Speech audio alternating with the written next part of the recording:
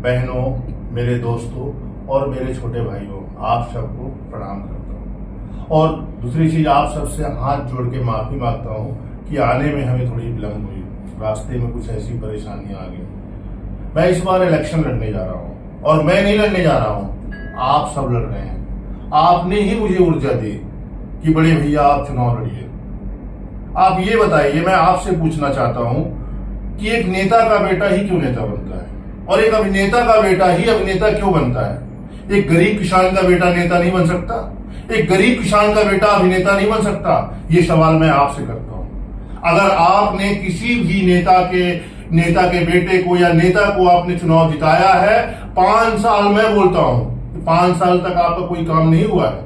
वो आते हैं, यहाँ शराब बंटवाते हैं, पैसे बंटवाते हैं और कुछ लोग, सबको नहीं कहूंगा, सब लोग उनके पैसे और शराब में बिक जाते हैं।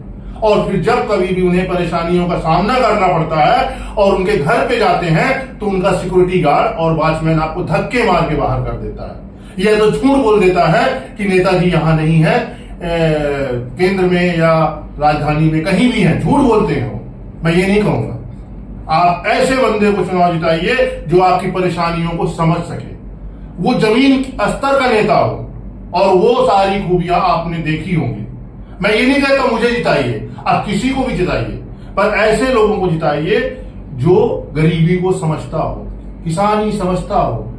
अरे गर्मी क्या होती है, जो एक किसान का दर्द क्या होता है, वो एक गरीब इंसान का ही बेटा समझ सकता है।